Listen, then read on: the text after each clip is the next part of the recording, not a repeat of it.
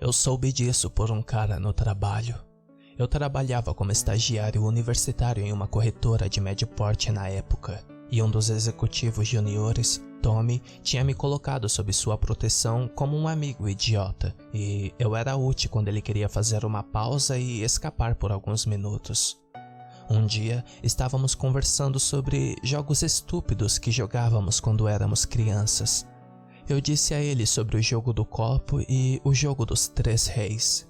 Ele me contou sobre um jogo que seus primos o haviam ensinado a experimentar uma vez quando ele estava hospedado com eles.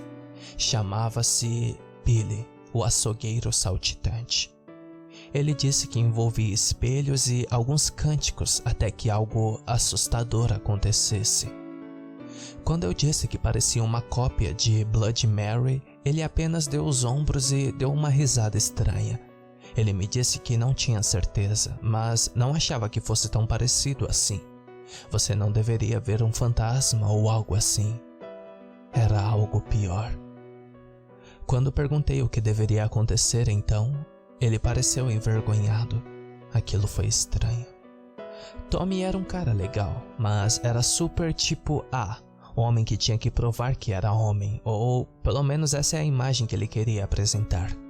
Esta foi a primeira vez que eu o vi ser algo além de sério ou sarcasticamente pateta, e ver sua máscara cuidadosamente elaborada deslizar por um minuto para fora de incerteza e vergonha, bem, isso chamou minha atenção.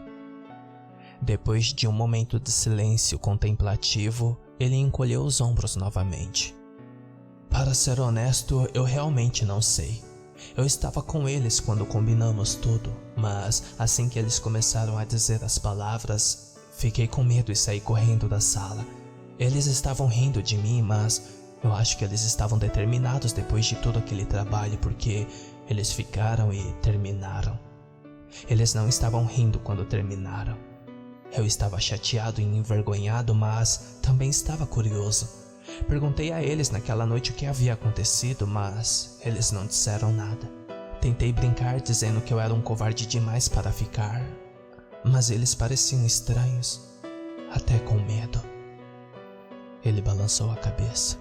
Voltei para casa no dia seguinte e nunca descobri se algo realmente aconteceu ou se foi apenas uma besteira. Quase ri e disse que tinha a resposta. Era besteira. Mas eu não queria ferir seus sentimentos ou irritá-lo, então, em vez disso, silenciosamente balancei a cabeça quando uma nova ideia surgiu na minha cabeça. Minha namorada, Carla, ao mesmo tempo odiava e amava coisas assustadoras. E eu pensei ter lembrado dela dizendo uma vez que ela nunca jogou Bloody Mary quando criança porque isso a assustava muito.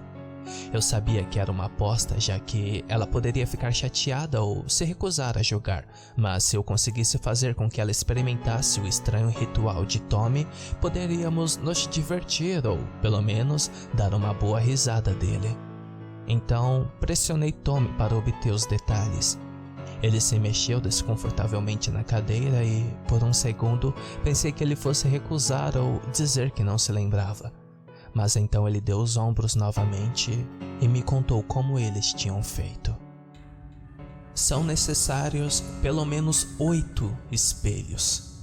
Isso é provavelmente uma das razões pelas quais você não ouve muito sobre o jogo, certo? Quem diabos tem 8 espelhos? Bem, minha tia. Ela tinha uma casa grande e quase todos os cômodos estavam cheios de todo tipo de merda. Levamos apenas 1 hora para encontrar 8 espelhos de bom tamanho e enfiá-los todos em uma sala nos fundos que havia sido esvaziadas para se tornar um depósito ou algo assim na semana seguinte. Colocamos os espelhos no quarto e fechamos a porta sem ninguém ver. Essa foi a parte fácil. A parte difícil foi acertar os espelhos. Você meio que faz um círculo com os espelhos e eles têm que ser angulados para que cada espelho reflita pelo menos 2 outros espelhos e, pelo menos, parte do centro do círculo, porque é onde deveríamos estar. A ideia é, se você acertar, você pode ver seus reflexos nos espelhos e os reflexos desses reflexos e assim por diante, estendendo-se mais longe do que você pode ver. Quando ficamos satisfeitos com isso, Fomos para o meio e ficamos de costas um para o outro, de frente para os espelhos. Então, eles disseram que tínhamos que fazer um cântico estranho juntos até que algo mudasse. Tentando obter todos os detalhes, perguntei se ele se lembrava da frase. Franzindo a testa para mim, ele balançou a cabeça. Merda, Cody, isso foi há cerca de 30 anos. Era algo que parecia assustador para uma criança de 10 anos, eu acho. Seu olhar se afastou do meu e de repente tive certeza de que ele estava mentindo sobre não se lembrar. Eu ia deixar pra lá, mas então ele continuou. Eu não sei ao certo. Era algo como... Seus olhos voltaram para os meus. Venha até mim. Venha até mim. Você é convidado por minha palavra e ação. Venha até mim. Venha até mim. Por meio desta oferta você será liberto. Venha até mim. Venha até mim. As proteções são névoa e as correntes são ferrugem, pois há apenas um de nós. Eu comecei a rir. Cara, isso é demais. Você realmente me empolgou. Muito assustador. Minha namorada vai se assustar com essa Mas Tommy já estava se levantando com a testa franzida. Tenho que ir, cara. Eu tenho uma conferência telefônica em 10 minutos. Te vejo mais tarde. E então, ele estava correndo pelo corredor em direção ao seu escritório. Eu deveria ter pensado que isso foi estranho até para mim, mas eu era jovem e burro e presumi que Tom estava apenas brincando, sendo dramático porque esse era o tipo de merda que ele fazia. Qualquer coisa para fazer os outros rirem ou parecer legal. E foi legal. Eu não estava mentindo. Carla iria perder o controle. Não mencionei isso a ela naquela noite ou na seguinte. No fim de semana, eu já havia comprado 4 espelhos por $50 em uma loja de penhores no centro da cidade e peguei emprestado mais 3 da loja da minha irmã, com o qual eu tinha pendurado no meu armário. Eu tinha o suficiente. Configurá-los foi um pé no saco. Era difícil acertar os ângulos, mas quando Carla veio para o que ela pensava ser um jantar romântico e filme, estava tudo pronto. Para minha surpresa, ela estava entusiasmada desde o início. Eu poderia dizer que ela estava um pouco nervosa com isso, mas acho que ela achou muito fofo que eu tivesse tido tanto trabalho para alinhá-los e, como eu disse, ela realmente gostava de coisas assustadoras, mesmo quando a assustam um pouco. Contei a ela a história de Tommy. Eu tinha escrito em um pedaço de papel tudo que o Tommy relatou para nós dois para que não estragássemos tudo e fizéssemos o ritual da forma errada. Eu disse a mim mesmo que minha atenção aos detalhes era apenas porque era tudo legal e assustador como era. E se eu mudasse, eu simplesmente iria estragar tudo. Então, anotei parte por parte, incluindo aquela música estranha e assustadora. Porque de fato, era tudo inventado. Era apenas mais um jogo infantil e bobo.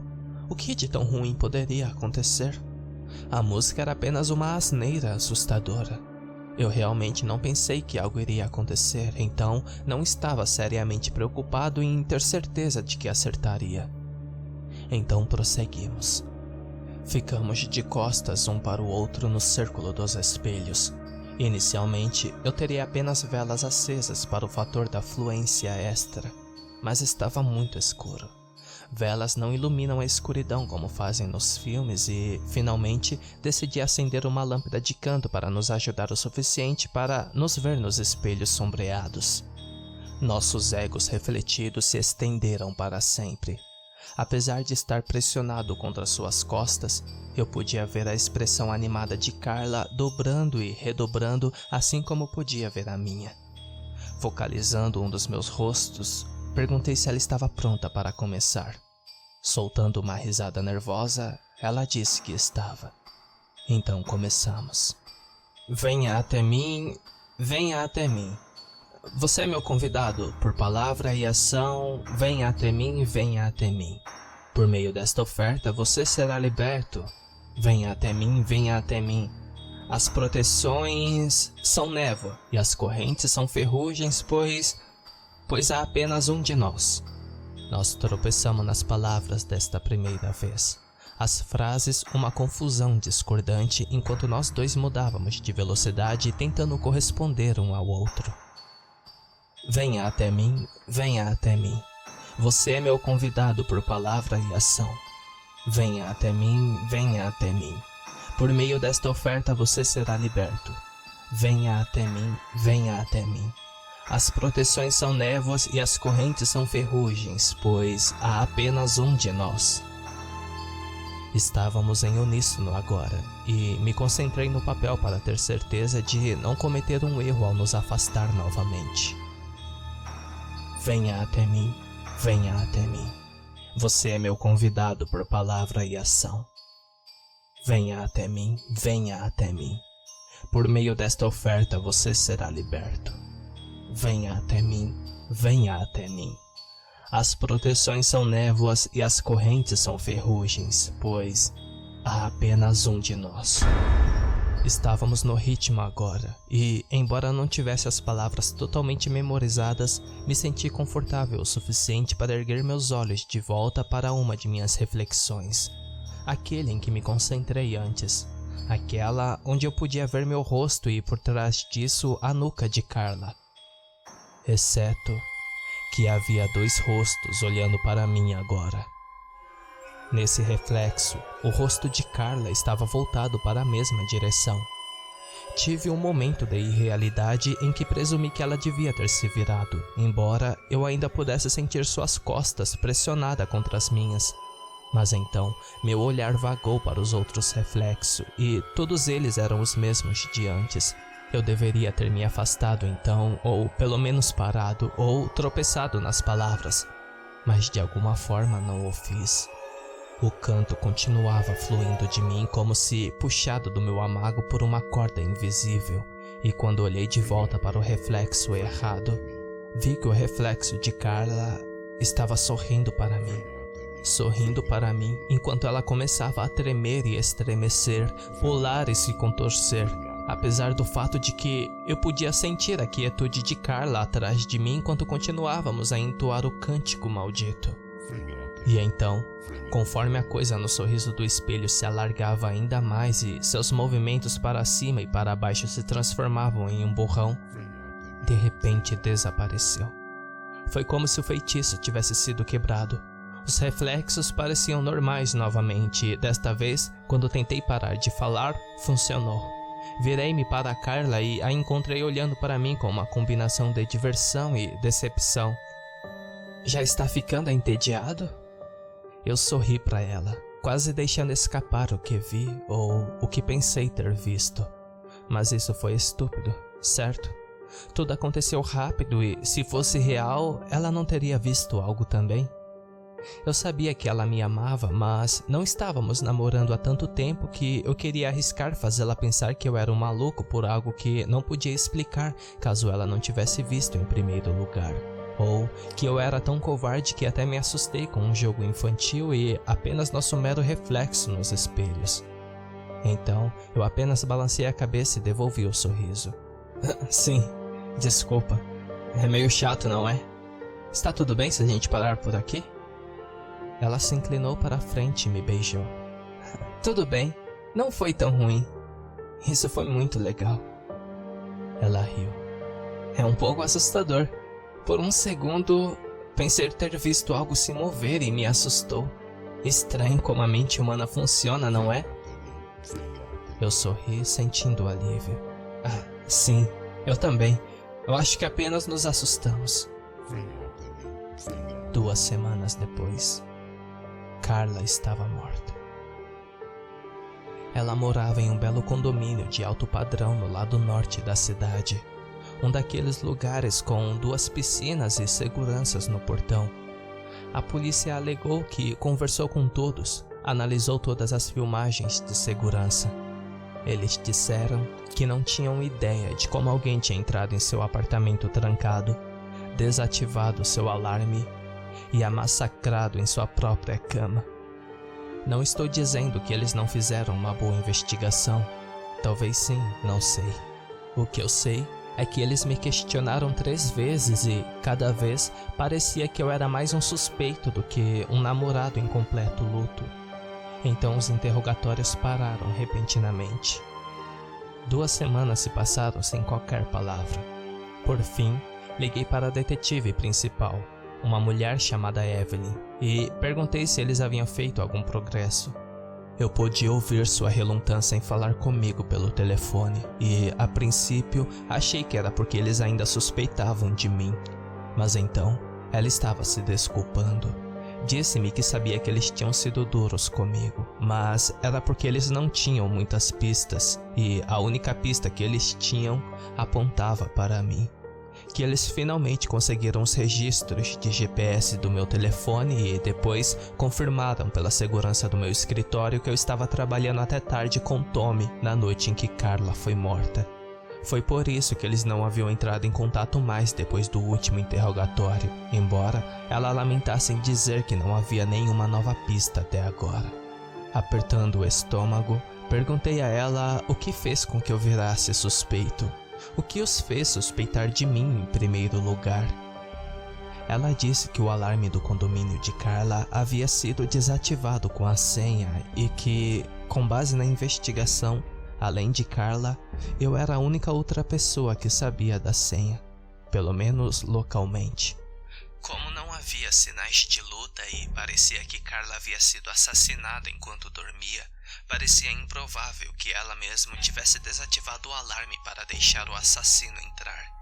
Isso significava que outra pessoa que sabia da senha havia entrado em seu apartamento, desligando o alarme e se dirigindo para o quarto, onde ali a assassinou. Fiquei confuso com a lógica. Eu salientei que talvez ela nunca tivesse acionado o alarme em primeiro lugar, ou ela deixou alguém entrar mais cedo. Foi para a cama e então eles a mataram. Eu não queria pensar que ela iria me trair, mas se estivesse saindo com outra pessoa e essa pessoa decidisse matá-la enquanto ela dormia, talvez ela estivesse terminando com ele porque ela realmente me amava. Detetive Evelyn interrompeu, explicando que, embora o assassino pudesse ser algum amante abandonado, eles sabiam quando o alarme tinha sido ligado e desligado. O sistema estava em todo o condomínio e todos estavam ligados a um servidor seguro que era monitorado e controlado por uma empresa de alarmes no Arizona. Eles tinham registros de cada tecla pressionada, bem como de cada vez que o sistema de Carla era armado ou desligado. Naquela noite, disse Evelyn, o alarme foi acionado pouco mais das 10 horas e desligado menos de meia hora depois. Mais ou menos na mesma hora, ela acrescentou, eles suspeitaram de mim porque presumiam que eu havia caminhado do escritório para meu carro e a cerca de 30 quilômetros de distância e feito tudo isso com minha namorada. De novo, eu sinto muito. Eu sei que você provavelmente pensa que estávamos sendo idiotas, mas muitas vezes é alguém que a vítima conhece e você era o único com acesso. Nem mesmo o gerente do condomínio tem o código. Portanto, a menos que alguém da empresa de segurança decidisse dirigir 1000 milhas para matar um estranho aleatório, e realmente investigamos essa possibilidade, aliás, não sabemos como o alarme foi desligado. Eu podia sentir minha palma suando na parte de trás do telefone. Já fazia mais de 1 mês desde que recebi o telefonema informando que Carla havia sido assassinada. E falar ou pensar sobre isso ainda me fazia entrar em uma espiral de ataque de pânico ou colapso pelas lágrimas. Mas eu queria entender, para ajudá-los a entender se isso poderia ajudar a pegar o assassino. Mas talvez vocês estejam errados sobre ela estar dormindo. Talvez ela o tenha deixado entrar. Pode ser alguém que ela conheceu. A detetive ficou quieta por um momento antes de soltar um pequeno suspiro. Talvez sim. Não podemos dizer com certeza, mas ainda parece estranho para mim. Estranho que ela não estava dormindo? Quero dizer, como pode... Não isso. A senha do alarme. A empresa de segurança, os registros que enviaram mostram que, quando o alarme foi desativado, houve uma tentativa inválida antes que a senha correta fosse inserida. Isso por si só não é grande coisa, mas foi como a senha foi inserida, isso se destaca para mim. O que você quer dizer? Bem, quando alguém conhece uma senha e a digita incorretamente, geralmente aperta um botão errado, troca 2 números ou insere algo totalmente diferente, inserindo uma senha trocada de algo diferente, como uma rede social talvez em vez da senha do alarme, algo assim. Verifiquei todas as entradas de senha do apartamento de Carla nos últimos 6 meses. Houve algumas vezes em que o código errado foi inserido, mas era apenas um dígito que estava errado. O mesmo dígito sempre. Eu descobri o que provavelmente era. A senha do alarme era 1681 e os últimos 4 dígitos de sua rede social era 1651. Mas fora isso, a senha certa sempre foi inserida todas as vezes até a noite em que ela foi assassinada. Senti que estava me contorcendo cada vez mais com atenção enquanto ela falava.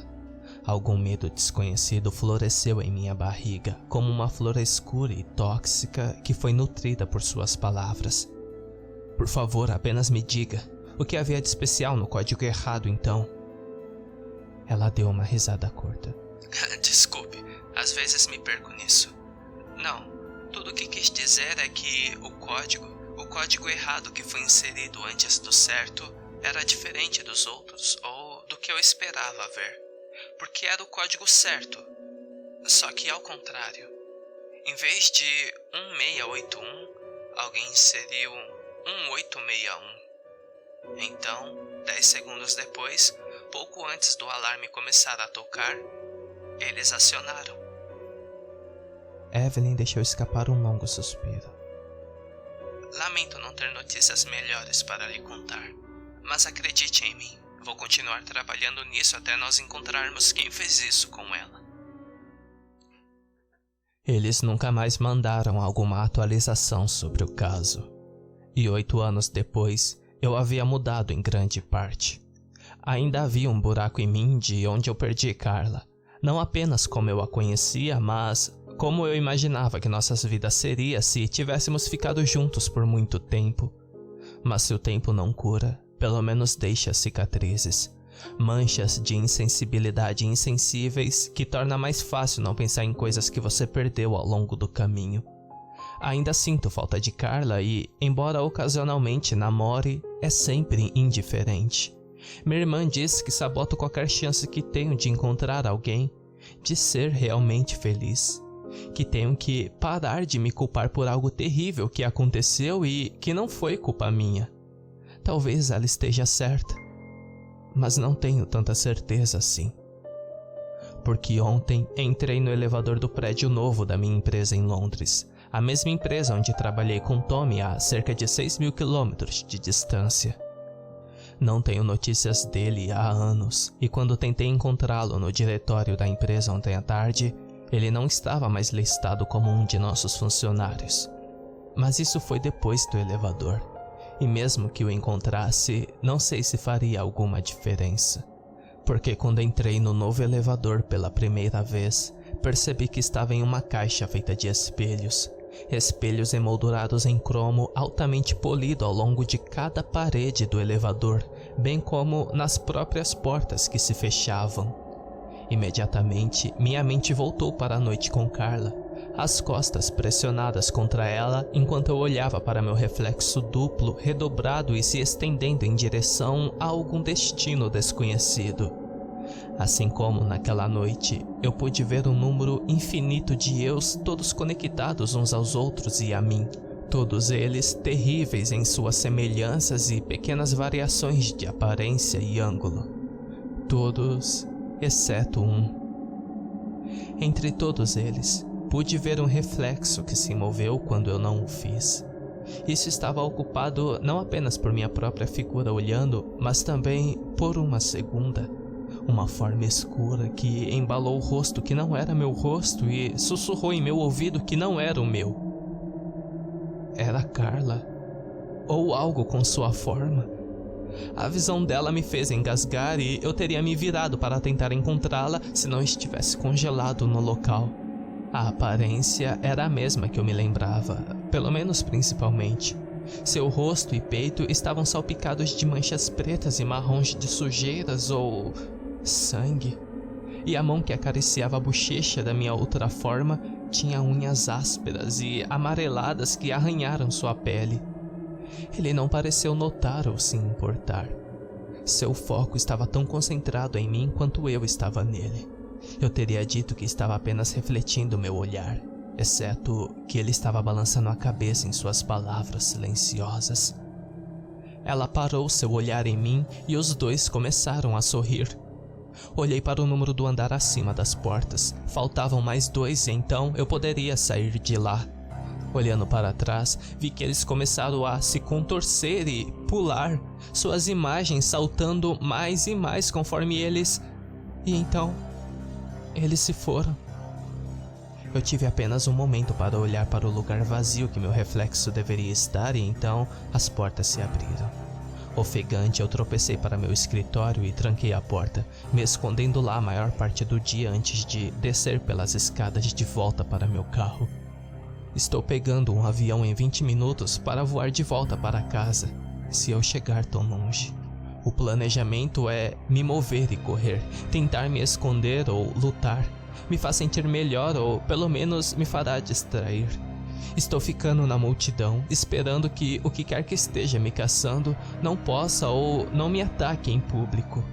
Mas não tenho ilusões de vencer ou realmente fugir. Não entendo o que é ou como lutar contra isso, se é que dá para lutar. Então, escrevo isso mais como um aviso para os outros, e talvez um epitáfio para mim mesmo. Então vou terminar assim. Não jogue este jogo, nem algo semelhante. Você pode pensar que parece um desafio divertido, mas não é. Você pode pensar que tudo é uma piada, mas não é. Não posso fazer você acreditar em mim e entendo que, ao contar sobre isso, corro o risco de piorar as coisas. Mas isso não começou comigo, então não tenho motivos para pensar que iria parar, quer eu escreva isso ou não.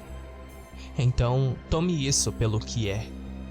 Um aviso sério de um homem morto. E se você não me ouvir, bem, então você só terá a si mesmo para se culpar.